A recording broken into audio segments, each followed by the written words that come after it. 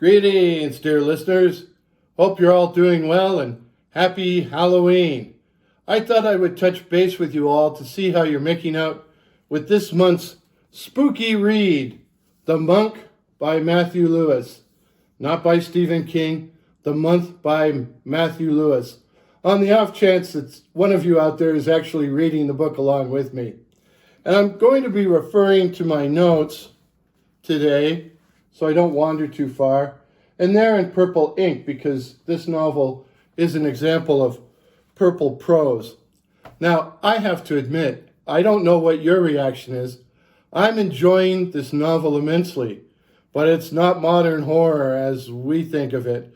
It's more like melodrama, old-fashioned melodrama.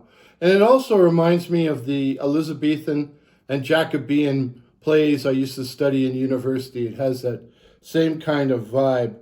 But I think what really works with this novel is it has a really, really, really good villain.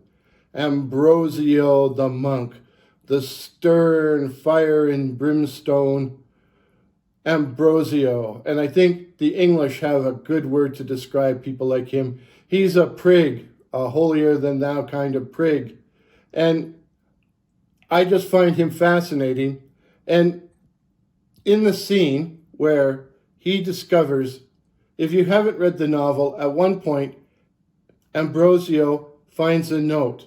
And the note is written by a nun named Agnes to her lover. And she's plotting to escape from the seminary so she's able to join him. Not Ambrosio, to join her lover.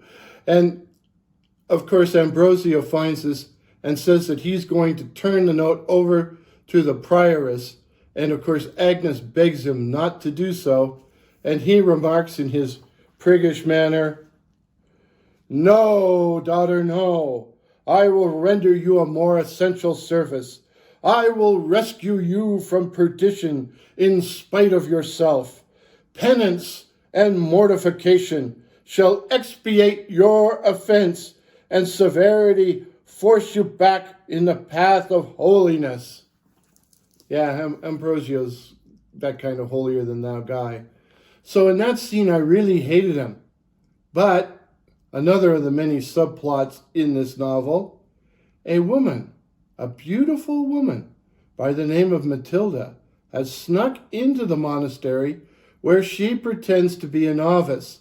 And of course, she reveals herself to Ambrosio, who falls head over heels.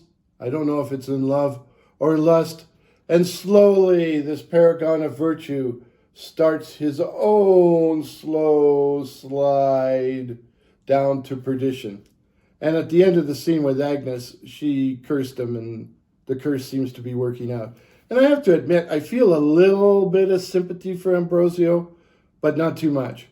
But if you've been reading the book, what do you think? Now, for those of you who don't have time to read this book or can't find a copy, there is an audiobook available on YouTube. The narrator is average, and I try not to be too hard on narrators because I'm not that great a narrator myself. He's average, his voice doesn't have a lot of expression, but it's very clear, and there's a 16-hour audiobook, so you could turn it into kind of a monk marathon if you want. There's also an audiobook of another novel in the Dennis Wheatley Library, The Damned or Le Bas, and that's an excellent audiobook with an excellent English narrator. And I'm going to be talking about this book too, because I started to listen to that and reread the book as well. And finally, I also started on To the Devil a Daughter by Dennis Wheatley himself. Dennis Wheatley, whose Library of the Occult is responsible for the whole thing. And there's a shot of the cover there. It's very risque for 1966. To the Devil a Daughter. And like every other Dennis Wheatley novel I've ever picked up, it's tremendous fun. So I'll report on that when I finally get finished. I will report on all these when I'm done, but I hope I'm not reading alone.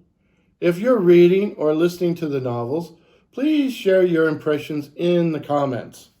And without further ado, as this narrator's voice is giving out, till midnight, happy reading, till midnight, happy Halloween, and till midnight, may all your monks be merciful. Cheers.